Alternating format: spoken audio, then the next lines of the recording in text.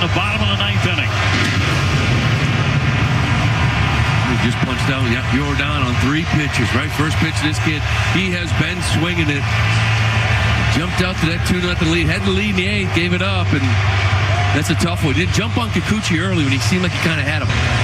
So the Red Sox lose on a walk-off by Yonder Diaz in the bottom of the ninth inning. They also lose ground in the wild card race because Kansas City knocked off the Angels. So the Sox have dropped to 4.5 off the pace.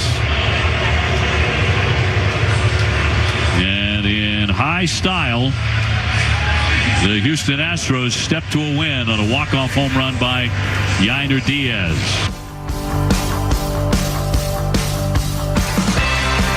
Well, as Lou Merlone said, tough one indeed.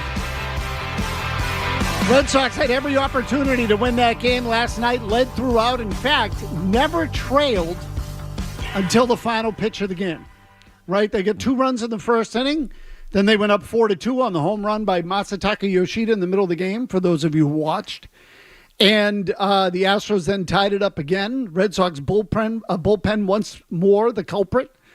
And again, the only time they trailed in the game was on the final pitch by Kenley Jansen giving up a home run to Yonder Diaz to lift Houston to a 5-4 victory. So this is how we're going to start tonight on the Baseball Hour. 617-779-0985.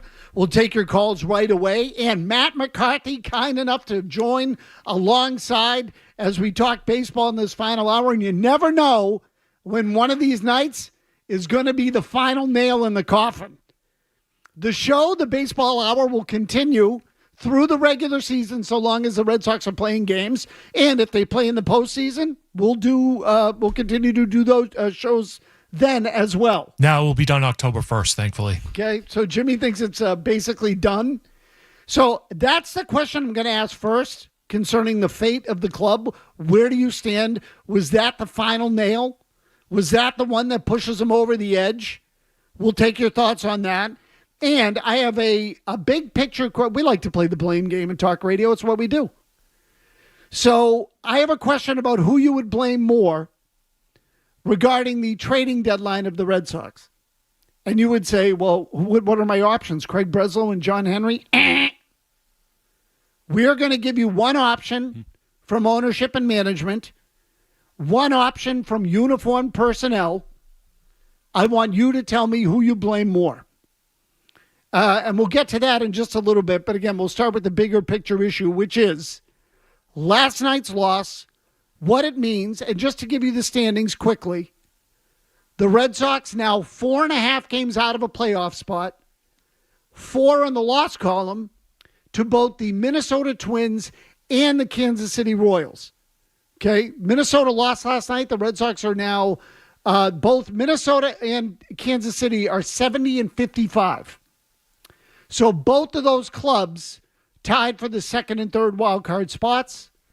The Red Sox are 65 and 59, 4.5 back. And just to provide you the information, the next closest team is Seattle. They're 6.5 back, 7 in the loss column behind the Royals and the Twins. Now, you ask me mathematically, I would tell you the Mariners are probably out. Mm-hmm. Okay, the Red Sox have 38 games remaining, I believe it is. They have played 124 games. They have 38 left. They are 4 back in the loss column. Matt McCarthy, is it over? Oh, yeah, it's over, Mazz. This thing's done. And it's not really about last night. It's about this last week and the last month.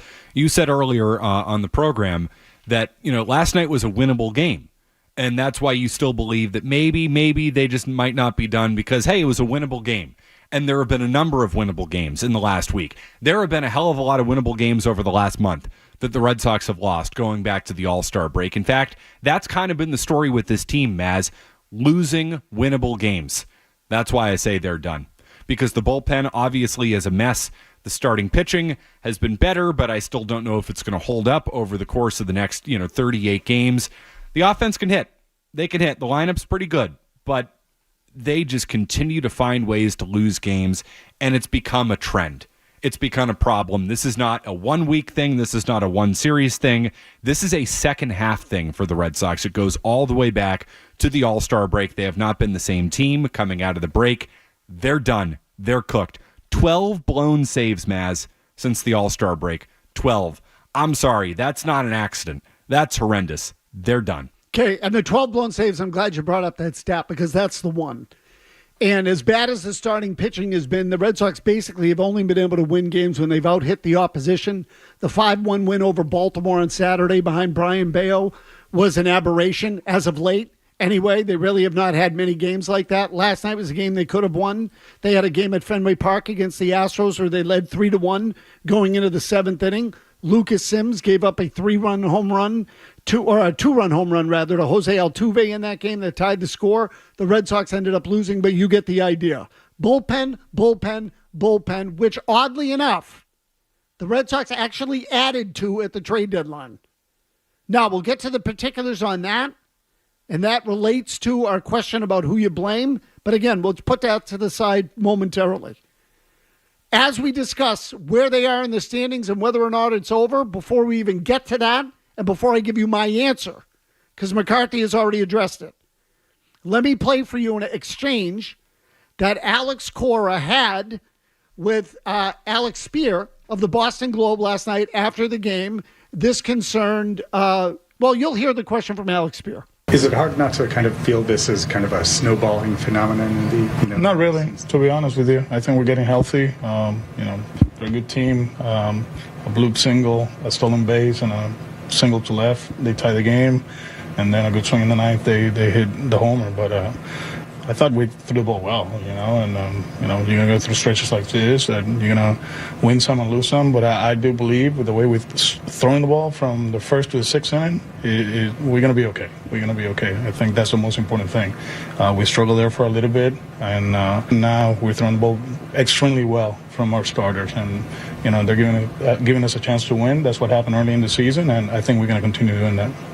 Okay, before I get to Cora's explanation about how well the starting pitchers are throwing of late, let me just say that how many times does Alex Cora say, put the ball in play, see what happens? Mm-hmm.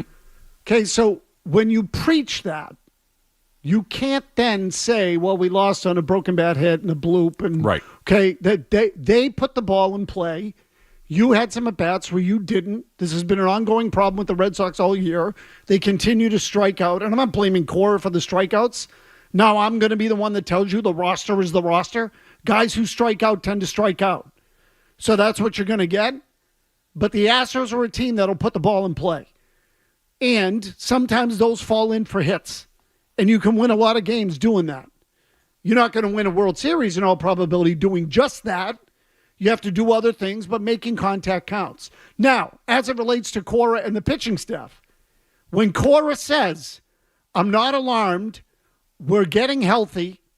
We're getting healthier, and we're pitching better in the rotation. This is why I actually don't think it's over. And I'm not telling you that I like the position they're in or the way that it's going, because I don't. How could you? So are they in a slide? Yes. But I do think that part of the reason that I was concerned up until now was that their starting pitching was going belly up. Now, I feel like their starting pitching is starting to stabilize a little bit. For how long? I don't know. Can Rich Hill help them out? I have no idea. I'm not holding my breath. Bayo was good over the weekend. Houck has been good the last few times. If they can get some stability there, they may be able to win games, particularly when they're playing teams who are something less than the Astros and the Orioles. That said, they're 0-4 against Houston. They're 2-2 against Baltimore. That's 2-6 in the last 8 games, or 2-6 in the last 8 games against those two teams. Those 4 losses are basically what is costing you a wild card spot. You can't beat the good teams, and you can't protect leads in the late innings. Not necessarily in that order. If that doesn't get fixed, they're toast.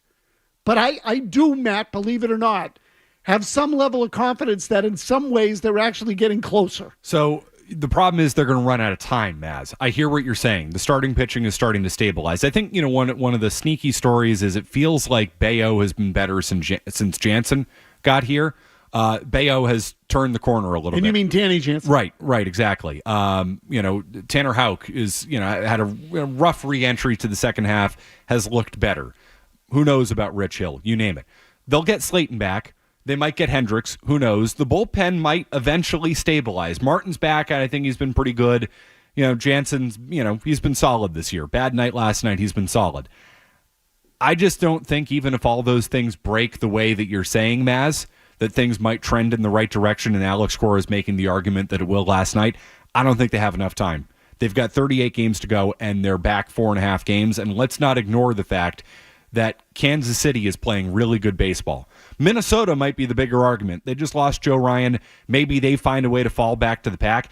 It's going to take something like that, though. It's really going to take the Twins or the Royals going into a bit of a tailspin, because I don't think the Red Sox have enough, and more importantly, have enough time to make up this ground at this point, Mazz. I mean, either way, no matter who it is, if someone's going to fall back to the pack, the Red Sox have to win games to take advantage of it, Matt. So it starts there. They need to win games. But what do you think? Are they done? And I'm going to give you two people to blame when we come back. But first, our buddy Dean in Shrewsbury. Dean, go ahead. Hey, so I thought they should have gone for Kikuchi, who pitched pretty well last night, except for that homer and the few errors behind him. He seems to have a pretty good fastball that he just didn't get by Durant. And this team is so huge on the sweepers and sliders, and those are very plus pitches for Kikuchi. So it took a bit to get him, but I thought that would have been a better pickup than James Paxton. So, Dean, I agree with you. To me, I would have liked to have seen them pick up a starting pitcher at this deadline, particularly one that had any term in his contract. I don't know if Kikuchi signed beyond the year. No, he's not. Okay, so I don't know that I would have done a rental. Yeah. I don't mind Kikuchi as a pitcher. The Red Sox actually smacked him around this year a little bit, and they did in the first inning last night. So, but I agree. It was, what they did at the deadline was less than desirable. So I don't disagree with you on that point. But, the bottom line is they're not protecting leads late, which brings us to the bullpen. Okay? It brings us to the bullpen, which is really at the center of this discussion, and brings me to two people in particular that you can point at and blame for the bullpen or the pitching in general. We'll tell you who those two people are. And I'm eager to see who fans pick, who you pick to blame in this particular scenario. If you have to pick one, who are you picking of these two people? Sam Kennedy. Okay. He's not one of them, Jimmy, but don't give it away. Thank you. So phone lines are open, 617-779-0985. We'll take your calls and ask and play the blame game when we come back on the Baseball Hour.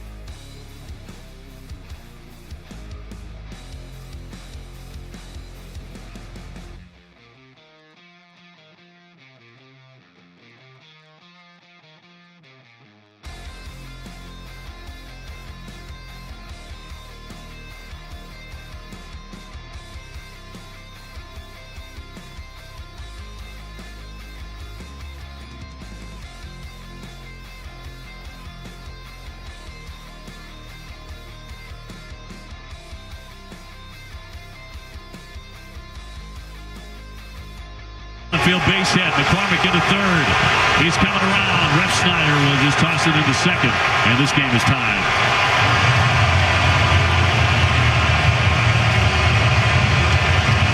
4-4 in the eighth. I don't know if this was the cutter or sweeper, but we've seen Pena kind of, or Dubon rather, not handling that one away. Just wasn't getting it out there enough. At the end of the bat, McCormick gets on, steals right away, and they make you pay for it.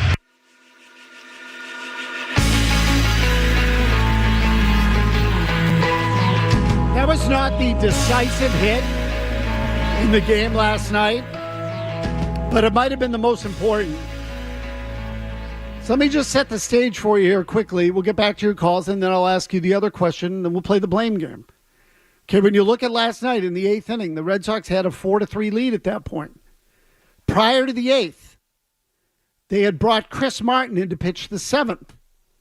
So now this is not anything new in baseball. The Red Sox were at the tougher point in the lineup, so Alex Cora went to his better reliever, Chris Martin, in the seventh inning. Martin had to face Altuve, Alvarez, Diaz, and Pena for that matter.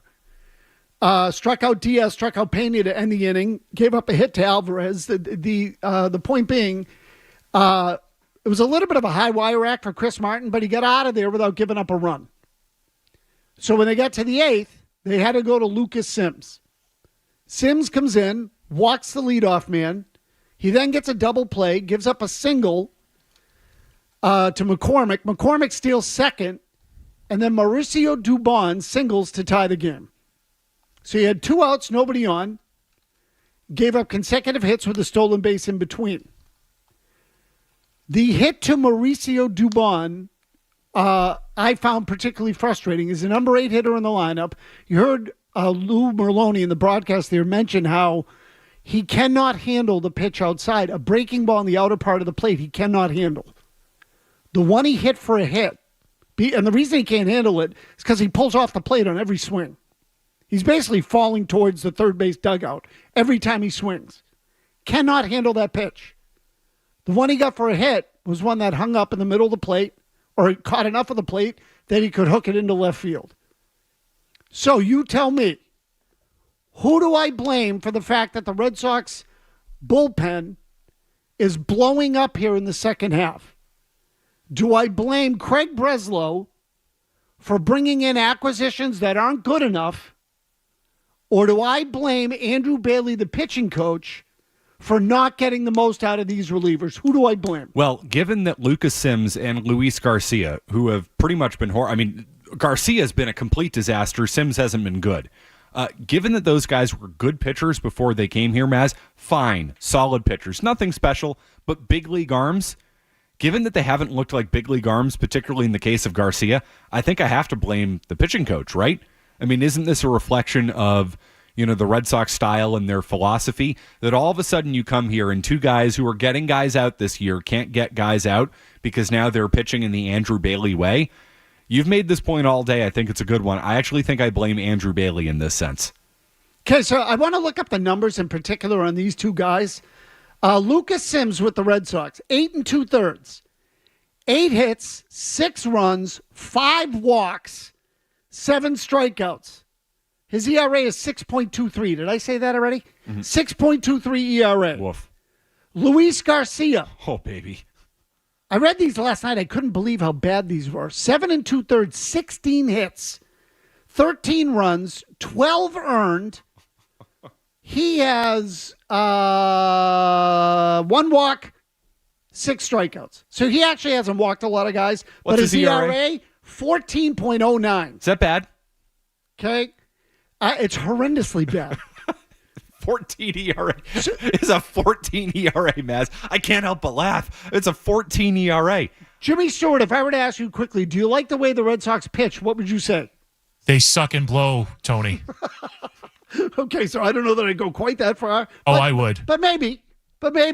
But They have of late. Mazz, didn't Garcia have like a 3.5 ERA this year, 3.7 something He did. in there? Yeah. And For the Angels. And Right. Lucas Sims, I think, was under 4 with Cincinnati. He was on a streak where he was under 3 for like a month. Okay, so he had been throwing the ball well too, and then they came here and they both suck. But it's not just suck, Mazz. Like Garcia in particular. They're arsonists. Yes, exactly, Jim. Take the flamethrower from Hank Scorpio and The Simpsons, and that's what they do. They just light up the ballpark. Kill it with fire. That's been the Kill it with fire. That's been the Luis Garcia experience in particular. You're telling me that this guy, who by the way has been a fine big league pitcher for a while. He's like 38 years old. He's been around the block. You're telling me that all of a sudden he comes here and he completely and totally sucks?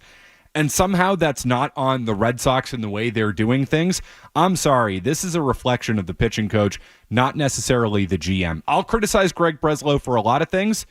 I won't criticize him for this. These two guys were fine before they came here, and now they're among the worst pitchers in baseball. So I'll tell you what, at the very least, it's both. Because I know a lot of people want to blame Breslow and fire away. The Red Sox pulled the wool over your eyes at the deadline. They sold you a bag of goods. They sold you the idea that they were adding when they really just added more of the same middle-of-the-road kind of crap that Chaim, same thing, same initials, same guy. Chaim Bloom sold you. The difference, they said that this team deserved it and that they were going to add. They made a spectacle out of the fact that they were adding, in fact. Sam Kennedy said it on a pregame show and then on a broadcast, or Breslow said it on a broadcast and Breslow said it in an interview. You get the idea. They went out of their way to tell you that the team deserved reinforcements, and then they gave you the same kind of players that Chaim Bloom would have gotten at the deadline the last couple of years. It was the same kind of thing. However, I hate the way they pitch. Hate it. And let me give you the particulars on Lucas Sims last night. Lucas Sims threw 23 pitches. 3 of them were fastballs. 3. Of the remaining 20, 12 were cutters. 1 was a curve. 7 were sweepers. 20 of the 23 were balls that would break away from a right-handed batter. So, in that at-bat to Mauricio Dubon, who can't hit a slider unless you hang one, guess what the 2 pitchers were? Slider and cutter. Cutter, 90 miles an hour. Sweeper, 86. Now, again, I'll tell you, the reason I give you the velocity... There's almost no difference. It's not that different. Right.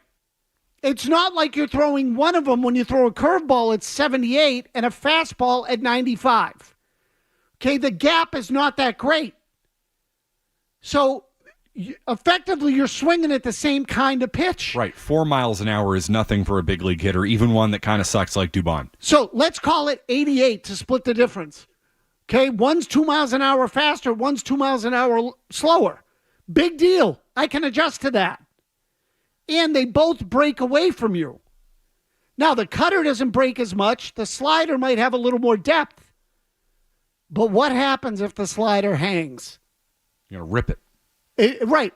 The point being is it doesn't move that much anyway, so you're not getting a huge movement thing.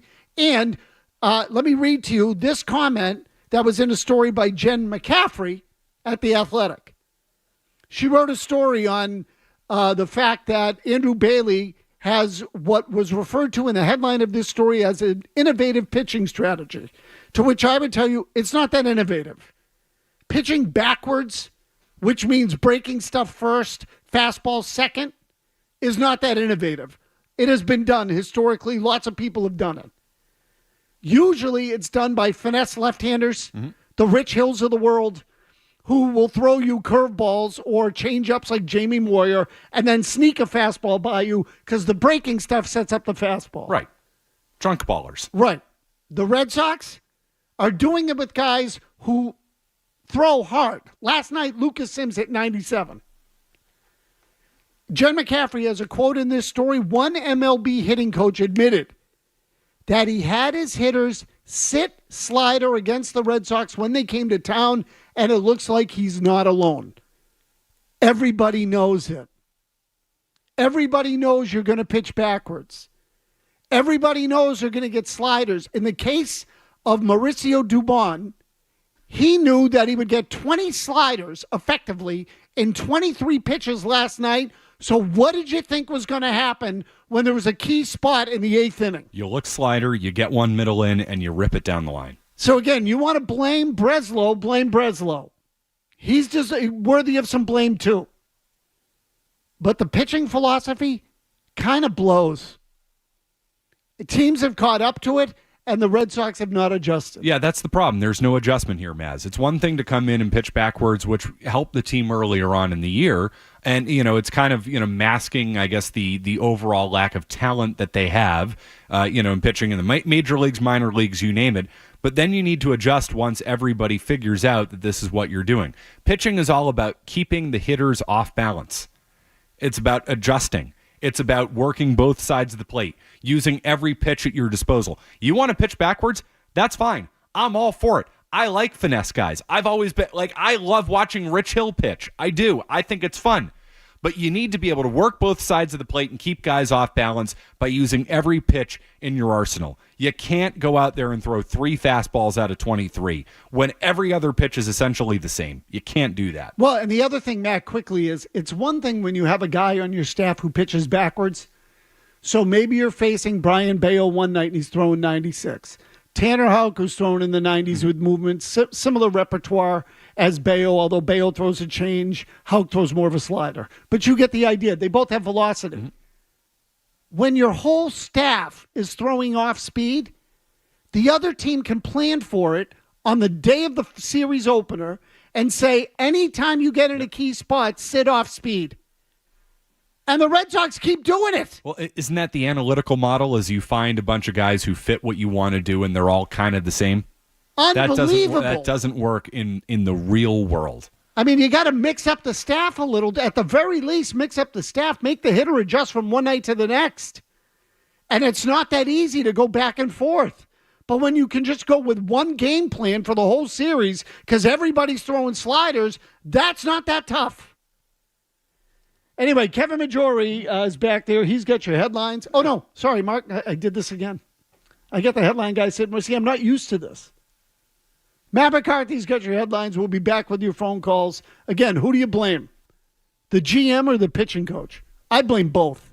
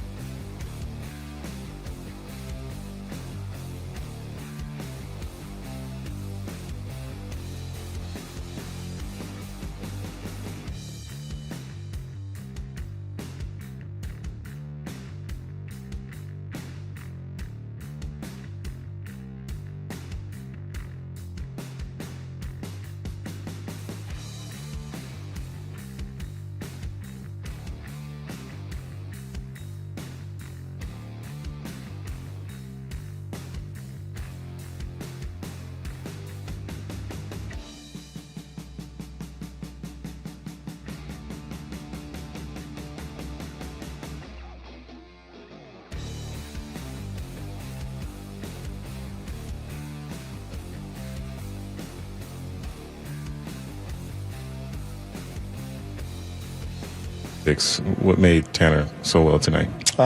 Used the sinker on both sides of the plate. The slider was good. The split was good. Obviously, we threw the ball around in that play, but overall, another great night. And that's why I'm so calm. I think the starters are doing their job, and it's just a matter of time, and we're gonna get going.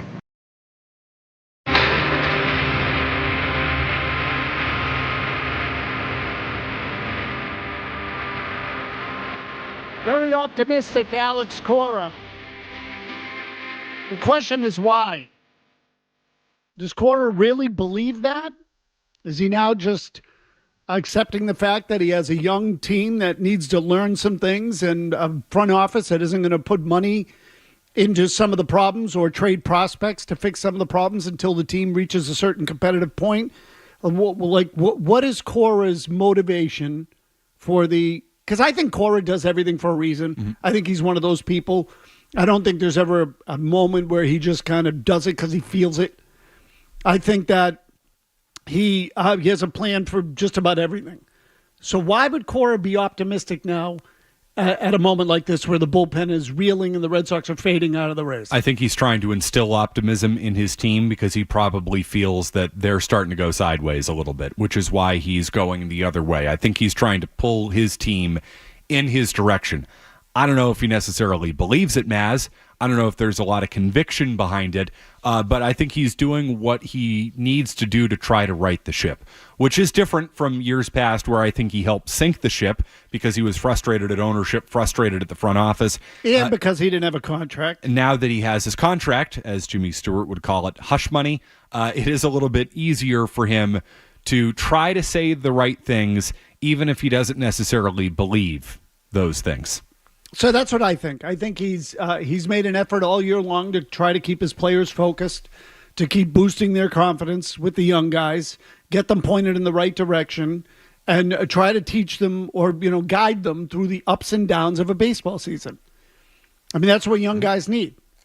So I've said this a million times, Matt, that any good team really in any sport, but particularly baseball because of the length of the season, you need young players because the season's 162 games, and you need some guys who will play every game like it's their last.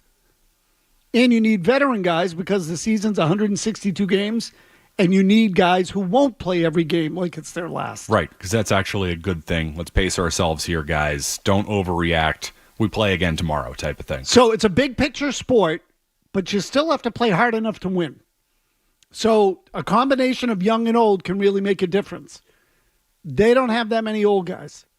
So the manager's got to provide some stability there and, and guide these guys through it because young guys will live emotional ups and downs. Real quick, I'm going to be fascinated to see how they play the rest of this season. I think it's over. I think it's done, which, again, I said earlier, it's August 20th. The season was done last year on August 20th. It was done 2 years ago on August 20th. I think it's done this year because I don't think they have enough. I think the bullpen's a problem, and I don't think they have enough time to right the ship here because they're 4.5 games out. I do, though, think that they will not tank the way they did in September in the last few years. I think they will put a more competitive product. I still think they will fight. The fight has not been the problem with this team, Mazz. It's that they can't win close games. They can't win winnable games because the bullpen's been a dumpster fire since the All-Star break. I still think this team's going to compete and is going to contend. I just don't think it's going to be enough down the stretch, which is a difference from the last 2 years. Not that that's really something you want to hang your hat on. I mean, it's kind of pathetic if you really ask me because the Red Sox should be all about winning games and getting to October.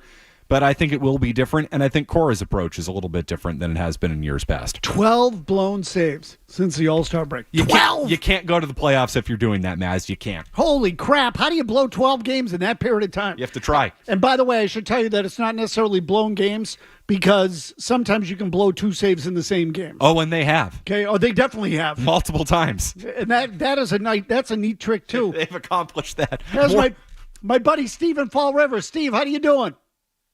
I'm good. I want to ask you to tell me Lucas Sims' numbers, not his ERA previous to coming here, and interrupt me if you get them.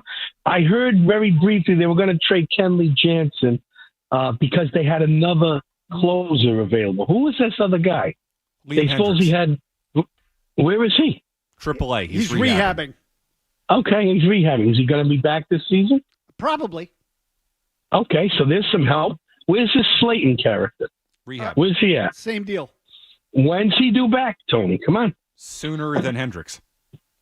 Okay, is this next week, the week after? Okay, so you guys somebody used a steak, said it was medium well, or it's not kosher, it's medium well. I'm going to give you my steak meat analogy. Before you go on, Steve, neither one of us used that term. One of the listeners used that term. I have said I don't think they're out of it yet, but go ahead. I think I'm cooking a steak perfectly, and I've got a little flare-up. And if I don't get my bum over to it, I am going to start getting a burned side, and I'm going to have a burned-up throwaway steak. Okay, can we start? I'll tell you what, let's stop with the bad analogies now, because I am going to give you the Lucas Sims numbers that you wanted. Yes, please. His ERA in Cincinnati was 3.57. With the Red Sox, it's 6.23. No. I want the innings pitched, the hits, and the runs, and the strikeouts, and the walks. Okay. I don't want to hear about an ERA. Okay, he pitched 35 and a third innings for Cincinnati, gave up 30 hits. He walked 20 guys and struck out 40. How's that any different? How's that's not much different than what he's doing here? Well, actually, here the hits are up. Mm-hmm. The strikeouts are down and the walks are slightly up. So he's been... immediately after the trade deadline, I said, boy, just getting James Pax is not enough. We got these young starters going into uncharted territory. The starting pitch is going to break down. I heard Alex Cora say he's happy with the starting pitching. Then he said this other stuff's going to come around. I'm assuming he meant the bullpen. And that's what I think. Things have to come back to even, Tony. These guys are performing lower than what their mediocre stuff was. Correct. The two guys they acquired. Correct. They have to come back to something. Steve, I'm going to let you go because you tend to go on forever. Correct. They are some of these guys that they got, particularly the ones at the deadline, are underperforming, which is why I blame the pitching coach. That's the point. I blame the pitching coach. Lucas Sims threw 23 pitches last night. 20 of them were effectively cutters or sliders, which are basically a variation of the same pitch. Okay, they're a little different. One has depth, one doesn't, etc. You get the idea. But the velocities and movement are roughly the same. The point being, a right-handed hitter knows it's going to break away from him. Steve probably orders a tomahawk from a nice steakhouse and wants it well done. Could be. Yeah, it could be. What a waste. Offense. He didn't comment on the Lucas Sims numbers because apparently they were not what he was expecting, so he just completely ignored them. Right. Probably wants his bacon well done, too. Cameron in Medford. Cam, what do you got? McCarthy, I can't believe what I'm hearing. I can't believe the Red Sox broke you. I can't. You've been the guy. I've been listening to you every night. You've been the guy rallying the troops, helping us to stay on board and to believe. It's just such a sad day. This bullpen sucks. I don't know where we go from here. As far as the blame game, Cam, just quickly, it's a sad day when I'm the guy trying to keep you on the boat. It's a sad day when I'm the guy, Cam. I've already jumped overboard. Yeah, right? You'd think it'd be different. Yep. Oh, man, sucks. Whatever. I'm still on board and not giving up. Okay, don't give up yet. I don't think it's over yet. Now, if they lose tonight and tomorrow, Kansas City wins, I think you're up the creek. But let's see what happens. Mazz, Cam is not. I know we haven't done any shows together. I've been very positive on the Red Sox all summer long. I know that's generally not my thing, but I bought in hook, line, and sinker. What an idiot I am. Now take a nail. Yeah, I will take a nail. No, Jimmy. I got nailed by the Red Sox. So tonight is on Nick Pivetta, right? It is. For some reason, I don't feel good about that one. That's your default setting. Wasn't his last outing actually pretty good? It was pretty. I mean, the starting pitching's been okay Better. Here recently. In this Fernando in Bridgewater. Again, Fernando. Hey, how you doing, guys? Good. McCarthy got me all pumped up the last few weeks about the Red Sox, and now he's giving in. But you know what? I'm with Mazz on this one. I think they're not done yet. I think if this bullpen can get straightened out somewhat, I think we have a shot because it's definitely not the offense. So if we can straighten that out, I think we have a little bit of a run left in the next few weeks. So again, these things tend to, it's one thing I've learned over the years. Just when you think it's over, it's not. So, and I'm not telling you that this team's going to get in or they're not going to get in. I'm just telling you that I don't think they've got another run in them. There are enough games left here. They can put together another run. Now, does that get them into the playoffs? Will that be good enough? Will Kansas City cooperate or Minnesota cooperate? I can't give you that answer. But I don't think they're cooked quite yet. I've really done a disservice to the people all summer getting their hopes up. That's on me. I apologize. John in Hampton. John, go ahead. Hey, well, I'm on the McCarthyism thing as well. As far as I've been rooting for the Red Sox. I've talked, and then the last caller, I'm on board still. But Mazz, the thing is, what you brought up today on the show earlier was that you talked about the pitching that the Red Sox. This is what blows my mind. I haven't stopped thinking about it since you said it, Mazz. The Red Sox you say it in a certain way, like 86% of the time the batters know they're not getting a curveball.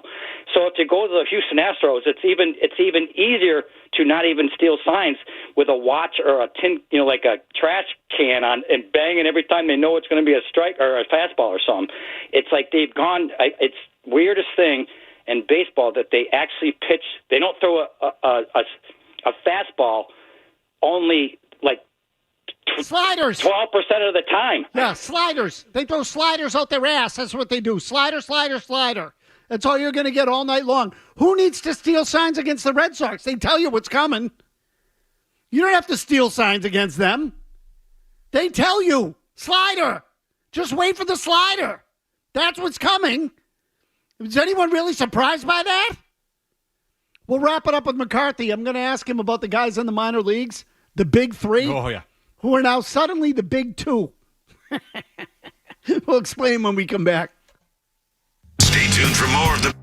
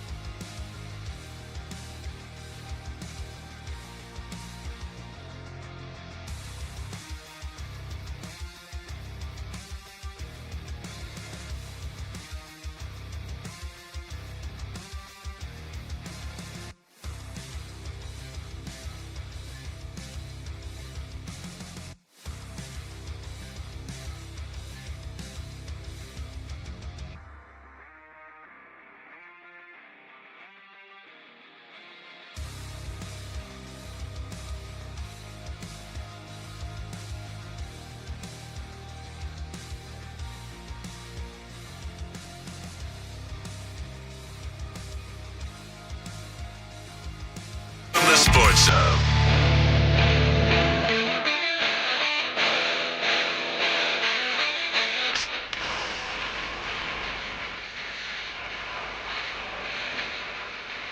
The future of the Red Sox, otherwise known as the Big Three, Marcelo Meyer, Roman Anthony, Kyle Teal, all promoted to AAA last week. The Big Three is now the Big Two.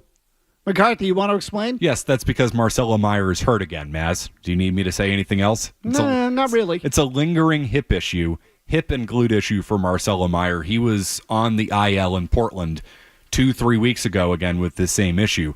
What I found so interesting about them being promoted to Worcester together is they literally waited for Meyer to come off the IL for them to promote Anthony and Teal because they wanted to grab those headlines. So again, no pressure, guys. You're only the saviors of the organization. We're just going to wait, though. We're going to wait to promote you to AAA until Marcelo can carpool with you down to Worcester. And now he's hurt again. And he was hurt last year. Like, it's just a reminder that you don't know what's going to happen with these prospects. They're all blue chip guys. You should all be excited about them for different ways, but you should not assume that they are the saviors of the franchise. And the team keeps branding them that way, and promoting them to Worcester at the same time, same day, same moment was just another way that they said, no, the future's coming. It's these guys are the future. What if Marcelo Meyer can't stay healthy? He hasn't really been able to stay healthy in the minor leagues. What if he can't stay healthy in the big leagues? This is something to keep an eye on. Tell you what, the Red Sox putting the kind of stock they are in these guys is a dangerous game. Totally dangerous. Because you're selling your fans on this notion of hope, the future. And if something happens to derail that, then your future goes down the toilet. What if Meyer's just average, Mazz? Won't you riot as a Red Sox fan? Yeah, let alone the other two. What if they're not as good? Again, I always use the example of the Mets when they had Paul Wilson, Jason Isringhausen, and Bill Pulsipher. The three pitchers who came through their minor league system, Chris Gasper reminded me of this the other day. They called them Generation K. Okay? I remember That's what they called him, Generation K. Isringhausen was pretty good. Wilson got hurt, never really turned into anything. Same with Pulsipher. Isringhausen became a reliever. Yeah. The Mets never really got anything out of any of those guys. Right. What happens if Roman Anthony is Phil Plantier? Okay, exactly, Jimmy. What happens if Kyle Teal is Eric Wedge? Exactly right. I riot. I burn the ballpark down. Just quickly, and while we're rattling off these names, let's add another one. Sean in Colorado. Sean, quickly, go. Hey, Mazz, how's it going? Good. So, first off, it's no longer a Big Three, Big Two. It's Nuttown, and Carabas will tell you that tomorrow. Right. But adding to that is Christian Campbell, who I thought was an interesting promotion. Sure, it might have been in the wake of the Marcelo injury. However, do you guys think it's potentially a kick in the butt because Vaughn Grissom is not producing at AA or He AAA? blows. He was terrible when I saw him the other day. So I thought you were talking about Grissom. He's been a fail since he got here. Acquired him for Chris Sale in the Braves deal. But just to wrap it up, Matt, the point is you never know what these young guys are going to turn into. Yep. That doesn't mean you should trade them all. But you have to be selective in keeping some and trading some. You know who's good at that? The decision to keep and trade prospects? Who was it, Matt? Dave Dombrowski, Sugar Daddy. Sugar Daddy Dave Dombrowski. Mm-hmm. Yep. But again, it comes down. Imagine if we could get a general manager like Sugar Dave Dombrowski. It's the pressure the You organization. might win a World Series with him. It's the pressure the organization is putting on these kids. Mazz, they need to be stars, all three of them, the way they've talked about it and the way they've built around. What if they're just average? They're a failure. Like, you'll look at them as a failure. That's not fair to them. I agree. There's a lot on those kids' shoulders now. Not like, I'm not their parent. Nope. They're going to make millions of dollars. They'll be fine. But if they're not as good as everyone expects them to be, and the other thing is, none of them can pitch. What if it takes them 2 years? Which is and there's that too. What if they're good in 2028? No way to predict those timelines. Jimmy, it was very nice of Matt to stay tonight, don't you think? Oh, I'd love for him to do it again on Thursday. I'll be here on Thursday. Oh, we could do it again on Thursday. Happy to stick around. Oh, yep. In fact, you know what? Maybe you can stay and I'll leave. Get the summer of Mazz weekend started early. Yeah, exactly. I wouldn't put it past you, Mazz. No, I wouldn't either. I'll be here on Thursday night, but we'll see. Yeah, we'll see. But again, about I wouldn't put it past me. You'll be John Stockton at the mic. Joe Murray's got you for the rest of the night. McCarthy's got your headlines while I'm walking out the door. We'll catch you tomorrow. WBZ-FM and HD Boston. We've got the Patriots covered.